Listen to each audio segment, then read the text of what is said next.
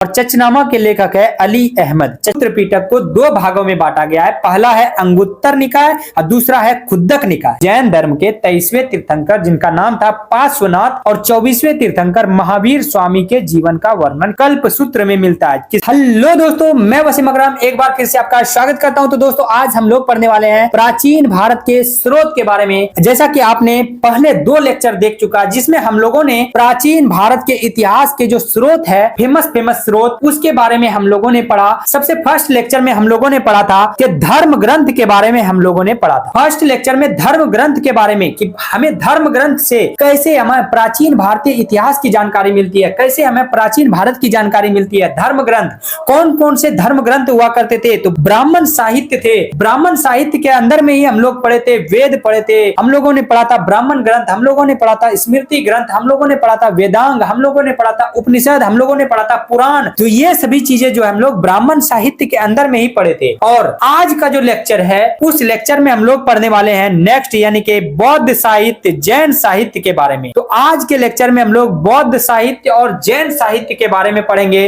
और इस तरह से हमारा जो धर्म ग्रंथ है वो कंप्लीट हो जाएगा। और इसी लेक्चर में आज हम लोग ये भी पढ़ेंगे ऐतिहासिक ग्रंथ के बारे में, कुछ ऐतिहासिक ग्रंथ के बारे में भी हम लोग पढ़ेंगे। यानी आज के लेक्चर में बहुत ज्यादा इंपॉर्टेंट चीज होने वाला है और साथ में इससे रिलेटेड जो 25 क्वेश्चन बन सकते हैं, 20 क्वेश्चन बन सकते हैं, उसको भी हम लोग इसमें देखने का प्रयास करेंगे बहुत अच्छे तरीके से। यानी कि आज हम लोग पढ़ेंगे बौद्ध साहित्य, जैन साहित्य और ऐतिहासिक ग्रंथ के बारे में। तो चलिए बिना देर किए हुए हम लोग वीडियो को स्टार्ट करते हैं। तो दोस्तों आज बौद्ध ग्रंथ जो है ना बहुत ही ज्यादा मजा आएगा क्योंकि इसमें एक भी ऐसा बुक नहीं है जिसको हम लोगों ने छोड़ा है और जहां से क्वेश्चन बनने के चांसेस रहते हैं। चलिए बौद्ध ग्रंथ की बात करेंगे तो सबसे पहला बौद्ध ग्रंथ में सबसे फेमस पुस्तक है जिसका नाम है त्रिपिटक। त्रि मतलब होता है तीन, इसमें तीन पिटक पुस्तक का जिक्र है। यानी कि त्रिपिटक जो है तीन पिटक बुक मिलके बना है। त्रिपिटक तीन पिटक के मिलने से बना है। कौन कौन सा पिटक ग्रंथ है? पहला है विनय पिटक, दूसरा है सूत्र पिटक और तीसरा यहाँ पर देखिए अभिधम्म पिटक। याद रह जाएगा आपको, ठीक है। सब बौद्ध ग्रंथ में सबसे पहला ग्रंथ है त्रिपिटक और त्रिपिटक जो है अकेला नहीं है, त्रिपिटक में तीन पिटक के मिलने से बना है। त्रिपिटक जो है तीन पिटक के मिलने से बना है। कौन कौन से पिटक? विनय पिटक, सुत्त पिटक या सूत्र पिटक बोलते हैं और तीसरा है अभिधम्म पिटक। चलिए हम लोग पढ़ते हैं सबसे पहले त्रिपिटक में क्या चीज मिलती है। तो त्रिपिटक जो है यह सबसे महत्वपूर्ण और प्राचीनतम बौद्ध ग्रंथ है। यानी कि बौद्ध धर्म का सबसे पुराना, सबसे महत्वपूर्ण ग्रंथ कौन सा है? त्रिपिटक, ठीक है, जो पाली भाषा में लिखे गए हैं। ये इंपॉर्टेंट है कि त्रिपिटक किस भाषा में लिखे गए हैं। त्रिपिटक जो है वो पाली भाषा में लिखे गए हैं, पाली भाषा में लिखे गए हैं। तो चलिए अब आते हैं हम लोग पहला पिटक जिसको बोलते हैं हम लोग विनय पिटक। विनय पिटक में बौद्ध संघों के नियमों का वर्णन है। विनय पिटक में क्या कहा गया है कि बौद्ध की जो संघ है, मतलब बौद्ध की जो कमिटी है, यानी कि जो ग्रुप है, उसका जो नियम वगैरह है उसका वर्णन किसमें मिलता है? विनय पिटक में। तो ये डायरेक्ट क्वेश्चन पूछते हैं कि संघ के नियम का वर्णन किसमें है? तो विनय पिटक में है, जिससे उस समय के सामाजिक जीवन और संघ की संगठन की जानकारी मिलती है। बुद्ध के टाइम के जो है इसमें जानकारी मिलती है कि उस टाइम का समाज कैसा था, उस टाइम का संघ कैसा था, उस टाइम का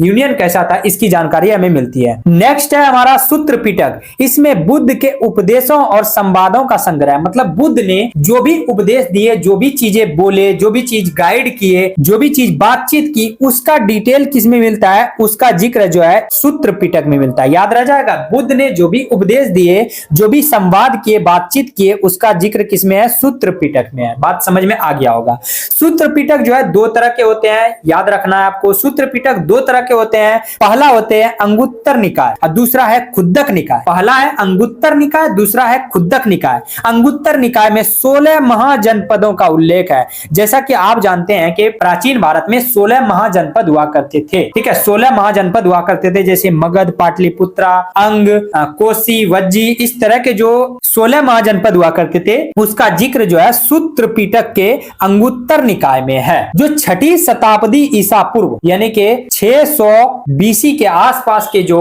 भारत की राजनीतिक स्थिति थी उसको समझाने के लिए ये बहुत ज्यादा इंपॉर्टेंट है, उसको समझने के लिए ये बहुत ज्यादा इंपॉर्टेंट है। मतलब कि समझिए 600 ईसा पूर्व की जो जानकारी है, यानी कि 16 महाजनपदों की जो जानकारी है वो किसमें है? सूत्र पिटक के अंगुत्तर निकाय में है। चलिए अब आते हैं खुद्दक निकाय के बारे में कि सूत्र पिटक का खुद्दक निकाय में किस चीज के बारे में बताया गया है। तो इसमें जातक का कथाएं, जातक कथाएं मतलब के बुद्ध के पूर्व जन्मों की कहानी, यानी कि बुद्ध का पिछला जो जन्म था, बुद्ध जो कहा जाता है कि बुद्ध का ये फर्स्ट जन्म नहीं था। बुद्ध ने और भी चीजों के रूप में, अलग अलग रूप में उन्होंने जन्म लिया था। उन्होंने क्या किया था? अलग अलग रूपों में जन्म लिया था। तो उनके अलग अलग यानी कि पूर्व में जो भी जन्म हुआ था, हो सकता है वो इंसान के रूप में जन्म लिए हो, उसका भी जिक्र है। हो सकता है किसी दूसरे प्राणी के रूप में जन्म लिया हो, उसका भी जिक्र इसमें किसमें है? खुद्दक निकाय में है, सूत्र पिटक के खुद्दक निकाय में है। यानी कि इसको हम लोग जातक कथा बोलते हैं। इसको ही हम लोग क्या बोलते हैं? जातक कथा, जो लोक जीवन और नैतिक मूल्य और सामाजिक रीति रिवाजों का चित्रण करता है। नेक्स्ट है यानी कि तीसरा पिटक है अभिधम्म पिटक। इसमें क्या है? बौद्ध दर्शन की विस्तृत व्याख्या देखने को मिलता है कि बौद्ध दर्शन की जो है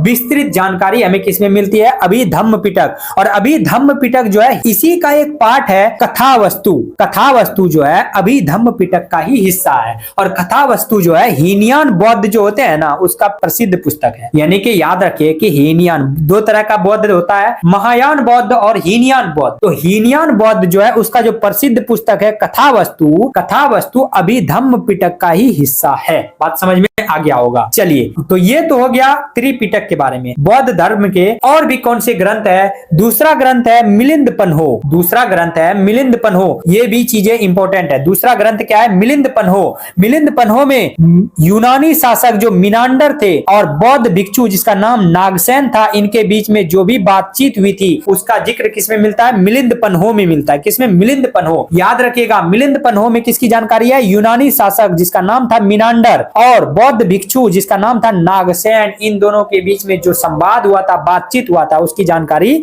मिलिंद पन्हो में मिलती है। मिलिंद पन्हो भी एक बौद्ध साहित्य है। ठीक है, तो ये भी इतिहास के बारे में ही तो बताता है। चलिए, अगला है दीपवंश या महावंश। ठीक है, ये भी बौद्ध धर्म का एक बहुत ही फेमस पुस्तक है, दीपवंश तथा महावंश। ये श्रीलंका के पाली ग्रंथ है। मतलब कि ये जो दीपवंश और महावंश है, ये श्रीलंका में लिखा गया पुस्तक है। मतलब ये श्रीलंका की पाली ग्रंथ है, मतलब पाली भाषा में लिखा गया, लेकिन श्रीलंका में लिखा गया ये पुस्तक है। ठीक है, इसमें क्या था? मौर्य काल के बारे में आपको देखने के लिए मिलेगा या अशोक के शासन काल के बारे में जानकारी मिलती है। मतलब समझिए, मौर्य काल जो कि अशोक के मतलब दादा परदादा का जो काल था, जिसमें चंद्रगुप्त मौर्य, इन सभी चीजों के बारे में, अशोक के बारे में जानकारी किसमें मिलती है? दीपवंश और महावंश में मिलती है। ठीक है, दीपवंश और महावंश में मिलती है, जो कि पाली भाषा में लिखा गया है और यह श्रीलंका से संबंधित है। चलिए, अगला जो बौद्ध साहित्य है उसका नाम है दिव्यावदान। क्या नाम है? दिव्यावदान। दिव्यावदान भी जो है फेमस बौद्ध साहित्य है और ये संस्कृत भाषा का ग्रंथ है। मतलब कि देखिए, दिव्यावदान जो है, नाम से भी लग रहा होगा, ये संस्कृत भाषा का ग्रंथ है। इसमें मौर्य सम्राट विशेषकर अशोक और उसके उत्तराधिकारी के बारे में जानकारी है। कि कहने का मतलब है दिव्यावदान में जो है मौर्य वंश का जो शासक था अशोक और उसके बाद के जो भी शासक आए, उसके जो उत्तराधिकारी हुए, उसकी जानकारी जो है दिव्यावदान में मिलती है। और सेम दीपवंश में भी तो मौर्य काल या अशोक के बारे में जानकारी मिलती है। बस दीपवंश जो है श्रीलंका में लिखा गया पाली भाषा में, दिव्यावदान जो है संस्कृत भाषा में लिखा गया है। बात समझ में आ गया होगा। तो चलिए, अब आते हैं हम लोग जैन ग्रंथ की ओर। बौद्ध ग्रंथ हम लोगों ने पढ़ लिया, जितने भी बौद्ध ग्रंथ थे, टोटल 4 बौद्ध ग्रंथ, उसके बारे में हम लोगों ने पढ़ लिया। अब हम लोग पढ़ेंगे जैन ग्रंथ के बारे में और जैन ग्रंथ के बाद हम लोग पढ़ेंगे ऐतिहासिक ग्रंथ के बारे में। ठीक है, जो किसी धर्म से रिलेटेड नहीं है। तो चलिए, जैन ग्रंथ के बारे में हम लोग पढ़ते हैं। तो जैन ग्रंथ में सबसे पहला ग्रंथ है आगम ग्रंथ। जैन ग्रंथ का सबसे पहला ग्रंथ है आगम ग्रंथ।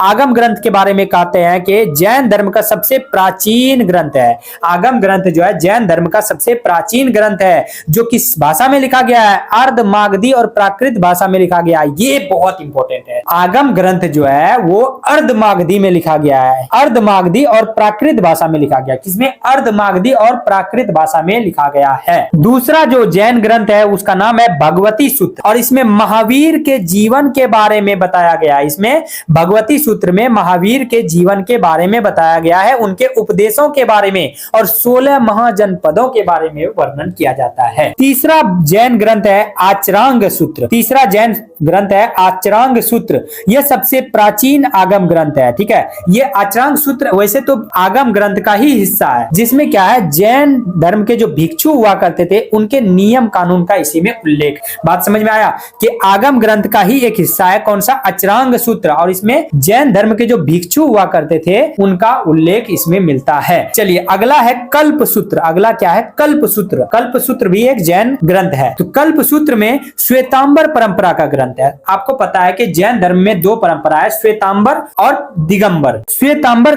जो परंपरा है उसका ये फेमस ग्रंथ है जिसका नाम है कल्प सूत्र। जिसका नाम क्या है? कल्प सूत्र। जिसकी रचना किसने की थी?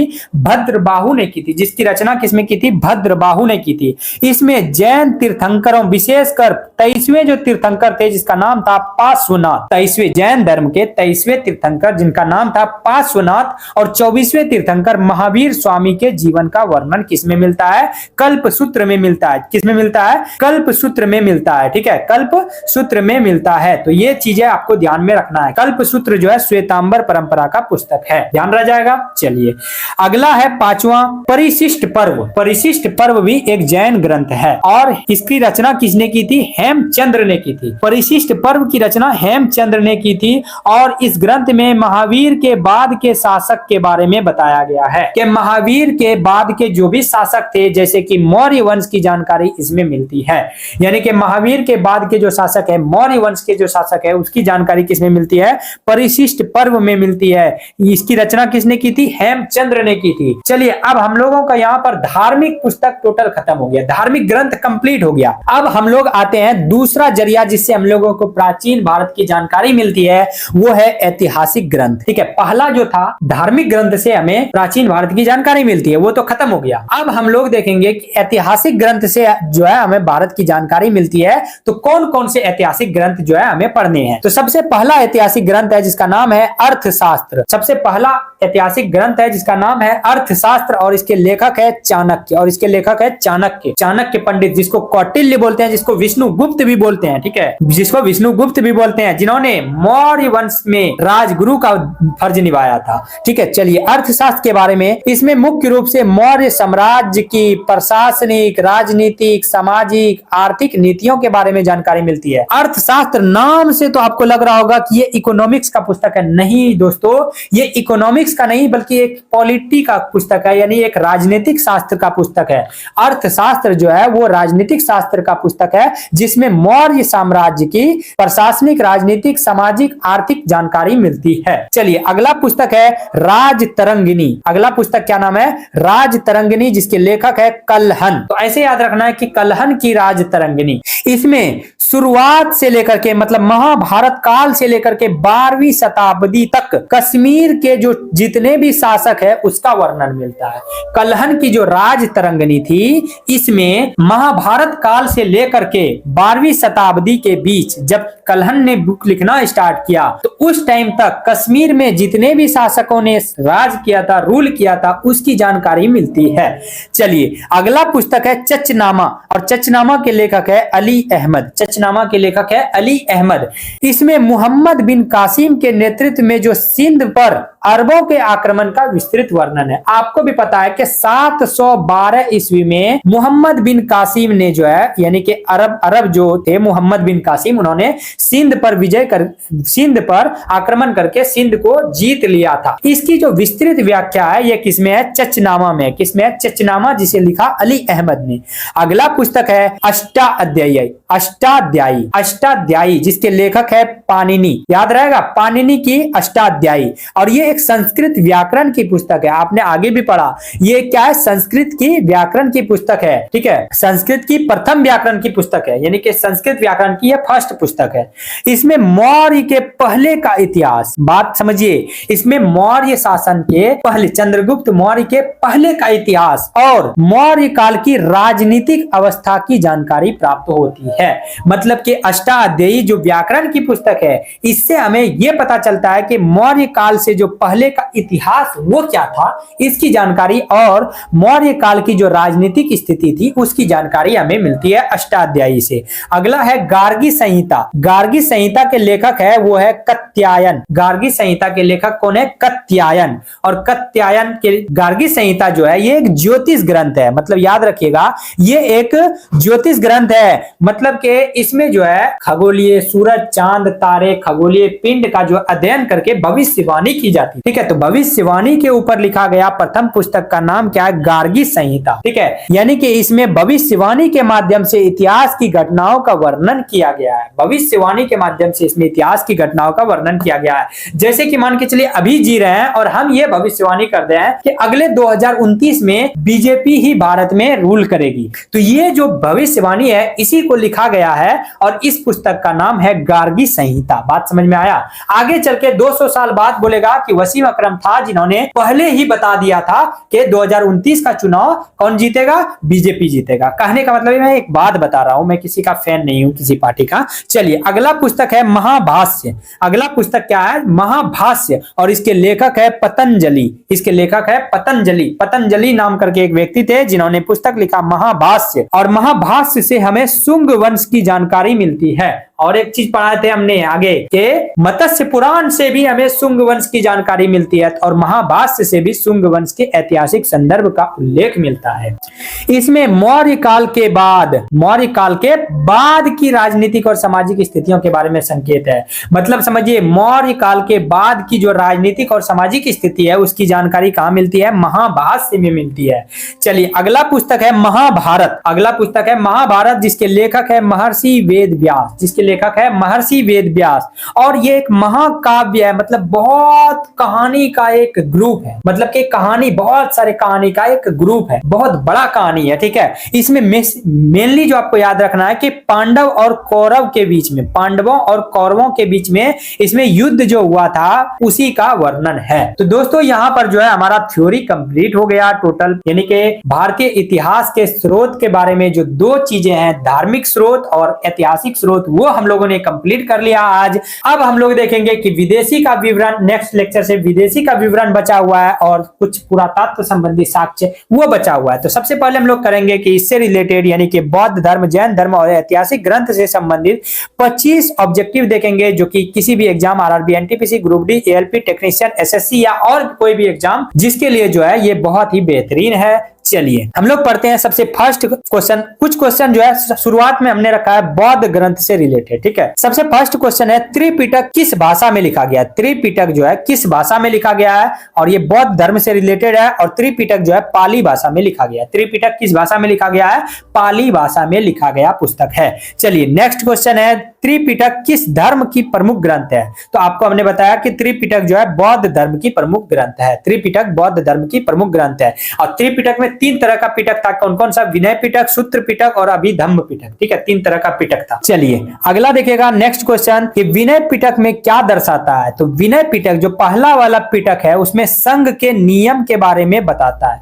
विनय पिटक में संघ के नियम के बारे में बताता है। ठीक है, चलिए नेक्स्ट क्वेश्चन है, चौथा क्वेश्चन है सूत्र पिटक। दूसरा वाला जो पिटक है सूत्र पिटक, सूत्र पिटक में क्या संकलित है? तो सूत्र पिटक में बुद्ध का उपदेश और संवाद के बारे में बताता है। सूत्र पिटक जो है बुद्ध के उपदेश और संवाद के बारे में बताता है। चलिए पांचवा क्वेश्चन है कि अभिधम्म पिटक जो तीसरा पिटक है, अभिधम्म पिटक में क्या मिलता है? तो अभिधम्म पिटक में बौद्ध दर्शन की व्याख्या है। तीनों याद रखिएगा, विनय पिटक में संघ के नियम, सूत्र पिटक में बौद्ध के उपदेश और अभिधम्म पिटक में बौद्ध दर्शन की व्याख्या, बौद्ध दर्शन की व्याख्या। चलिए छठा क्वेश्चन है कि सूत्र पिटक 2 पाठ था। सूत्र पिटक जो है 2 पाठ था। कौन कौन सा? अंगुत्तर निकाय और खुद्दक निकाय। तो अंगुत्तर निकाय में किसका उल्लेख है? तो अंगुत्तर निकाय में 16 महाजनपदों का उल्लेख है। याद रखिएगा, अंगुत्तर निकाय में 16 महाजनपदों का उल्लेख मिलता है। और वहीं खुद्दक निकाय में किसका उल्लेख मिलता है? खुद्दक निकाय में किसका उल्लेख मिलता है? जातक कथाओं का उल्लेख मिलता है। जातक कथा जैसे आए आपके दिमाग में क्लिक करना चाहिए कि गौतम बुद्ध के पूर्व जन्म की कहानी का वर्णन। जातक कथा मतलब गौतम बुद्ध के पूर्व जन्म का वर्णन, यानी कि उससे पहले जो उन्होंने जिस जिस रूप में जन्म लिया उसकी विस्तृत व्याख्या किसमें मिलती है? खुद्दक निकाय में, जो कि किसका पाठ है? जो कि सूत्र पिटक का पाठ है, यानी दूसरा पिटक का पाठ है। चलिए अगला देखिएगा 8वां क्वेश्चन, मिलिंद पन्हो किनके बीच संवाद है? मिलिंद पन्हो, मिलिंद पन्हो जो है एक बौद्ध ग्रंथ है और ये जो यूनानी राजा थे मिनांडर और जो बौद्ध भिक्षु थे नाग नागसेन उनके बीच का संवाद है। यूनानी राजा मिनांडर और जो नागसेन है उनके बीच का संवाद है। चलिए नेक्स्ट क्वेश्चन देखिएगा कि दीप वंश और महावंश, जैसे ही दीप वंश आए और महावंश आए आपके दिमाग में श्रीलंका आना चाहिए, पाली भाषा आना चाहिए। बात समझ में आया कि ये जो दीप वंश और महावंश है, पहली बात तो ये बौद्ध धर्म की पुस्तक है, बौद्ध ग्रंथ है और ये किसमें लिखा गया है, पाली भाषा में लिखा गया है और ये श्रीलंका से रिलेटेड है। चलिए अगला जो बौद्ध साहित्य है जिसका नाम है दिव्यावदान। दिव्यावदान किस भाषा में लिखा गया है, तो याद रखिएगा नाम से ही पता चलता है कि ये संस्कृत भाषा में लिखा गया है, दिव्यावदान। अगला देखिएगा 11वां क्वेश्चन के हीनयान की प्रसिद्ध पुस्तक कथावस्तु किस पिटक का हिस्सा है। कथावस्तु जो है वो किस पिटक का हिस्सा है, कथावस्तु। हीनयान का जो फेमस पुस्तक है कथावस्तु, ये जो है अभिधम्म पिटक यानी तीसरे पिटक का हिस्सा है। किस पिटक का हिस्सा है, तीसरे पिटक का हिस्सा है। चलिए नेक्स्ट क्वेश्चन, अब हम लोग यहां से देखेंगे जैन ग्रंथ के बारे में। बौद्ध ग्रंथ के बारे में हम लोगों ने क्वेश्चन देख लिया, अब हम लोग यहां से देखेंगे जैन ग्रंथ के बारे में क्वेश्चन। चलिए 12वां क्वेश्चन देखिएगा कि जैन धर्म के सबसे प्राचीन ग्रंथ का नाम क्या है। तो जैन धर्म के सबसे प्राचीन ग्रंथ का नाम है आगम ग्रंथ। क्या नाम है, आगम ग्रंथ, याद रह जाएगा। आगम ग्रंथ किस भाषा में लिखे गए, ये फेमस क्वेश्चन है कि आगम ग्रंथ जो है ये अर्धमागधी और प्राकृत भाषा में लिखा गया। किसमें, अर्धमागधी और प्राकृत भाषा में लिखा गया है। चलिए 14वां क्वेश्चन देखिएगा कि भगवती सूत्र में किसका जीवन का वर्णन है। तो भगवती सूत्र में किसके जीवन का वर्णन है, तो भगवती सूत्र जो है महावीर स्वामी के जीवन का वर्णन है। याद रहेगा भगवती सूत्र में महावीर स्वामी के जीवन का वर्णन है और इसका उपदेश है। ठीक है, कहने का मतलब है। 15वां क्वेश्चन देखिएगा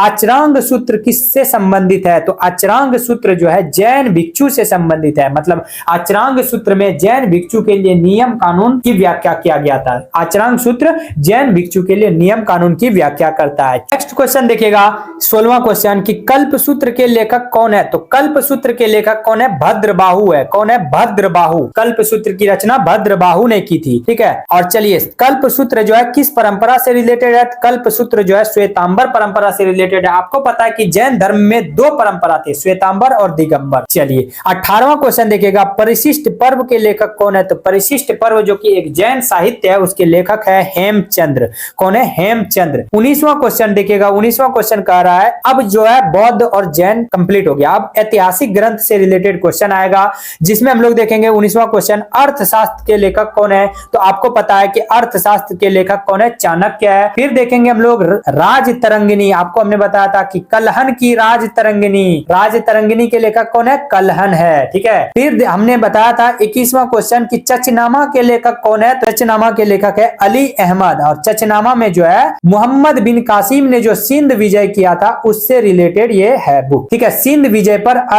सिंध पर अरब आक्रमण से रिलेटेड ये पुस्तक है चचनामा। 22वां क्वेश्चन है अष्टाध्यायी। अष्टाध्यायी के लेखक कौन है। तो याद रखिएगा पाणिनि की अष्टाध्यायी यानी कि अष्टाध्यायी के लेखक जो है पाणिनि है। अगला क्वेश्चन है गार्गी संहिता के लेखक कौन है। तो गार्गी संहिता के लेखक है कात्यायन। गार्गी संहिता के लेखक कौन है, कात्यायन। और सबसे लास्ट क्वेश्चन है कि महाभाष्य के रचयिता कौन है। तो महाभाष्य के रचयिता है पतंजलि। महाभाष्य किसकी पुस्तक है, पतंजलि। और यहाँ पर जो है हमारा कंप्लीट हो चुका है टोटल। कहने का मतलब है क्वेश्चन भी और थ्योरी भी। तो दोस्तों ये थ्योरी आपको कैसा लगा जरूर बताया। साथ ही अगर कोई दोस्त फर्स्ट टाइम हमारे चैनल पर विजिट किया है तो प्लीज आप इस चैनल को सब्सक्राइब करें और अपने दोस्तों को भी शेयर करें और उन्हें बताएं कि यहाँ पर पहले थ्योरी पढ़ाया जाता है किसी भी सब्जेक्ट का, फिर उसका क्वेश्चन कराया जाता है जिससे आपका कॉन्सेप्ट जो है पूरी तरह से क्लियर हो जाता है। आप यूट्यूब खंगाल के देखिए। ठीक है, इस तरह का आपको कंटेंट देखने के लिए नहीं मिलेगा। तो चलिए दोस्तों, अगर वीडियो इतना ही पसंद आया तो आप क्या कीजिए, नीचे में एक प्यारा सा कमेंट्स कर दीजिएगा। साथ ही कम से कम 2-3 दोस्तों को आप शेयर कीजिएगा। ठीक है, फिर मिलेंगे हम लोग नेक्स्ट वीडियो के साथ। तब तक आप लोग हंसते रहिए, मुस्कुराते रहिए।